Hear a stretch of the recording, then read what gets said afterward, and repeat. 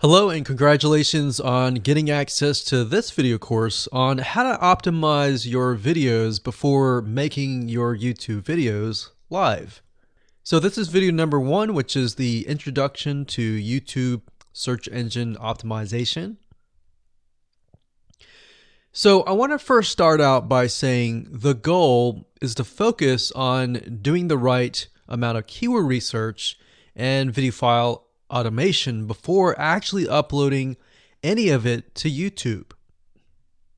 So essentially this is all about what most people forget about doing before making their YouTube video live. Because if you think about it, most people think about, okay, what do I do after I upload this video? They don't really think about what they have to do before making it live. So this is not about what you can do afterwards, as that is a totally different focus, but rather before. So besides simple optimization, you really need to know that YouTube ranks the videos that people watch the longest. Meaning, let's say for example that we have a 10-minute video. YouTube looks at that video. They look, yes, at the likes, dislikes, and comments, but they also look at, okay, do people actually watch most of this video? And based on, let's say, 1,000 views, how many of those 1,000 views actually watched either 50% or 100%, or how many minutes total? 1,000 times how many minutes was watched. So they really look at how long people watch the videos as a whole. Meaning the more viewers and the longer that they watch, that will get you ranked up further and further up. So instead of focusing on, spammy tactics, tons of backlinks, and all of that, our goal here is to really focus on the user experience. So what I want to do now is give you a quick overview of what's inside this video course. This is, of course, video number 1.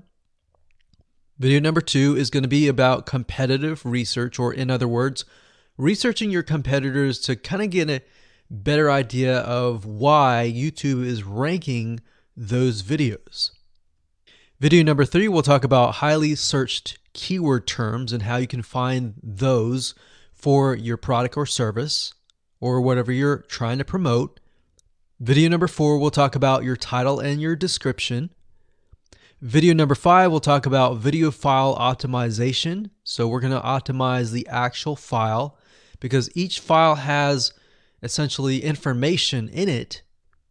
And of course, video number 6 will talk about why your thumbnail is important and how to make it professional and good looking. And video number 7 will talk about video length and why that matters. We talked briefly about it just now, but I'm going to dive in deeper in that video. And of course, last but not least, I'm going to give you a secret tip on how to outrank your competitors in video number 8. So before we get started, I want to talk about what you need to have in hand. You're definitely going to need your product or service and an idea of the niche that you're targeting. You also need to have a video that is ready to be uploaded. And with that said, let's move on to video number 2. Hello and welcome back. This is video number 2. So let's talk about competitive research. You see, the best way to understand how you can rank better is to know what is already ranking in your niche or your market. So what we want to do here is we want to analyze the videos that are on the top. And I want you to specifically look at what titles, what descriptions are they using, and what thumbnails are they using that are eye-catching. And what is the user experience like when you click through those videos? So let's go ahead and do some competitive research. So for the sake of making sure that we find YouTube videos that actually relate to promoting a product, what I want to do now is just to pick a product out of the blue and let's take a look at YouTube. So one product that I've been using for a while now, which has been really, really awesome, is called the Instant Pot. It's basically a pressure cooker that cooks food at a really fast rate. So what we're going to do is we're going to hop on over to youtube.com and we're going to type in Instant Pot and see what we get. So I'm not going to click enter just yet because I'm interested in getting an idea of what kind of potential keywords that we could rank on, or what potential videos that we can create. And we'll talk more about this in the next video. But for now, let's just do some basic keyword brainstorming and then, of course, do some competitive research. So Instant Pot, we got Instant Pot recipes, we got Instant Pot ribs, Instant Pot roast. So let's just click here and see what we get. Now we can see how to use Instant Pot has 316,000 views right here. Instant Pot chicken, top 6 easiest things to cook in your Instant Pot. Perfect for beginners. All right. So let's just take a look at the top 3. So let's go ahead and open those up. And let's analyze them. So the first one is this one here. And let's pause the video. We'll skip the ad. All right.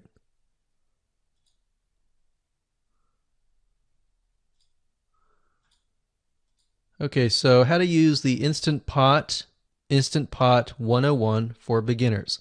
So if we think about the type of audience that the Instant Pot attracts, it attracts somebody who has a busy life, who may be a beginner at cooking and just wants a quick and easy meal done fast. So we can see that. So one thing that I like to do is I like to copy the titles to Notepad. Just kind of get an idea of what we're dealing with. So that's the title. Looks like she's promoting an Amazon affiliate link. We can see that here, Amazon.to. We've got Instant Pot hacks, Instant Pot yogurt, and all that. So what she's doing, it's very funny, but she may not realize she's doing this, but what she's using is a method called siloing. And she's basically telling YouTube, hey, not only do I have this video on Instant Pot, I've got Instant Pot hacks, yogurt, recipes, and other recipes. So let's just copy that in here. So that's video number 1. So we're going to rank it from video 1, video 2, and video 3. Let's scroll down a bit. We've got 373 comments.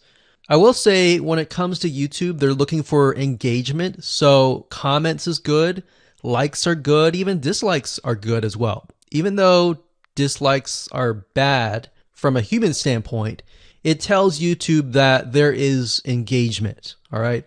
So sometimes we're going to be able to view, we can't do it here, but sometimes you'll actually be able to view more data. But for now, you can't hear. Now, we can actually dig deeper if we want to. So let's just take a look at Natural Brittany's YouTube channel. Because when you're doing competitive research on YouTube, it's not just that particular video. It's actually the whole YouTube channel as a whole, the authority that that channel holds. So she has 116,000 subscribers. Click on the videos. She has a good amount of videos that talk about anything, looks like from cooking, from budgeting, from grocery, a lot of very similar videos. So let's scroll down. And now let's go ahead and take a look at the second highest ranking video. So if we go back over to here, and this is the Instant Pot Chicken Cook with Me, meal planning, meal prepping, Sunday setup. So let's go here, take a look.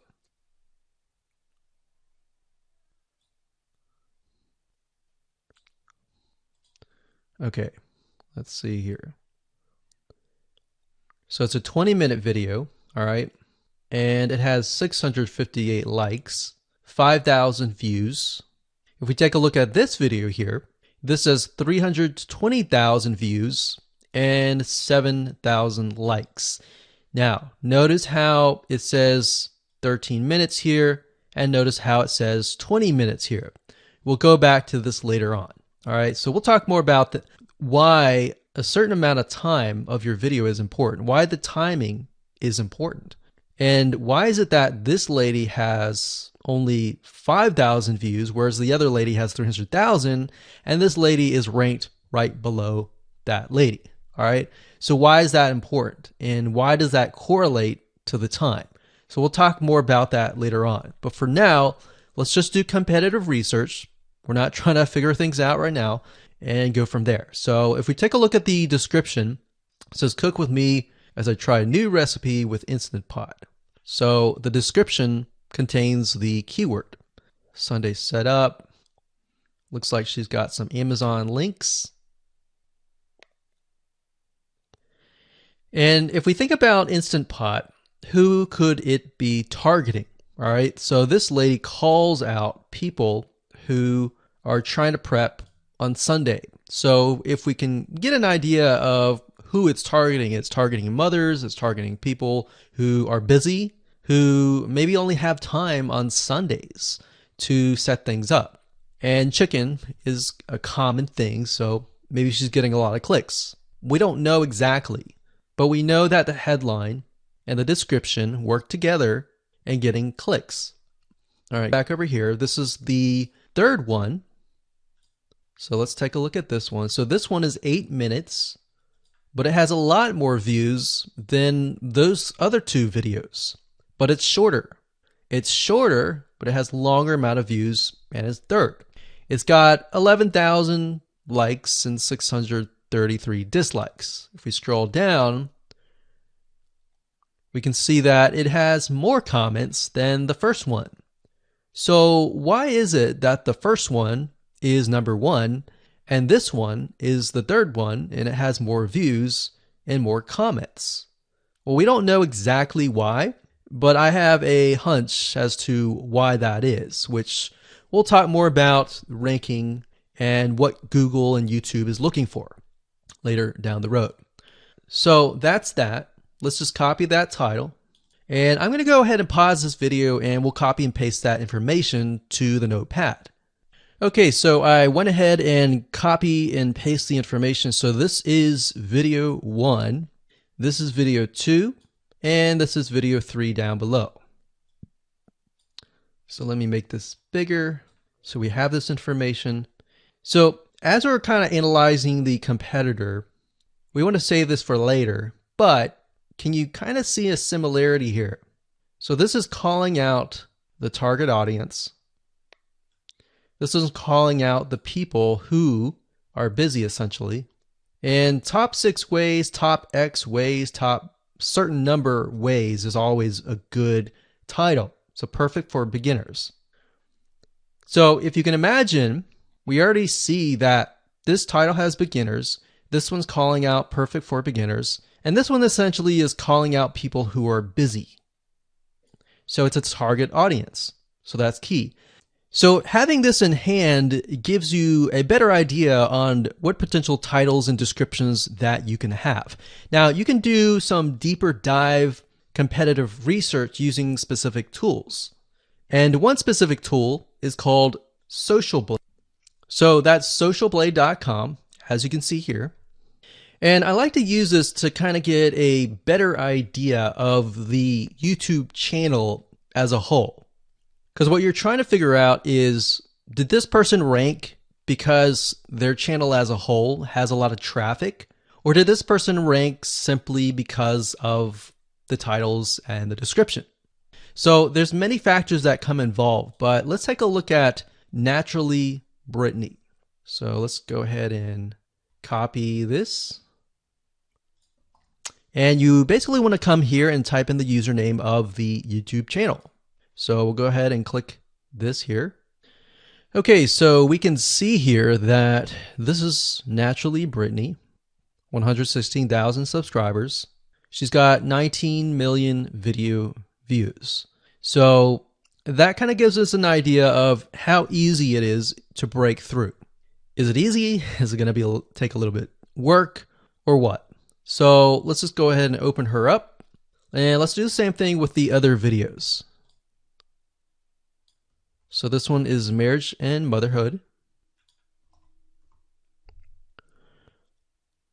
We got that here. So she has 7 million video views. So it's about half of what we saw earlier.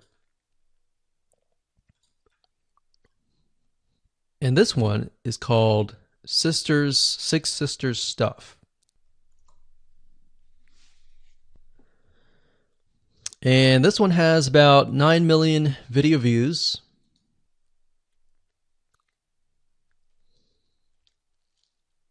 So right off the bat, we can see that if we were to rank on the keyword Instant Pot, it's going to take a lot to break through. But the way we can break through is by using essentially subcategories of that keyword. So Instant Pot recipes or Instant Pot chicken recipe, stuff like that. So we can see that each one of these has about 100 to 200,000 subscribers. So you're going to have to be competing against that. Now, obviously, if you have a good size YouTube channel, that will usually mean that you can break through fairly easily. But if you're just starting out, then breaking through on that keyword is going to be a little bit more difficult. So the next question is, what keywords should you use? And we'll discuss that in the next video.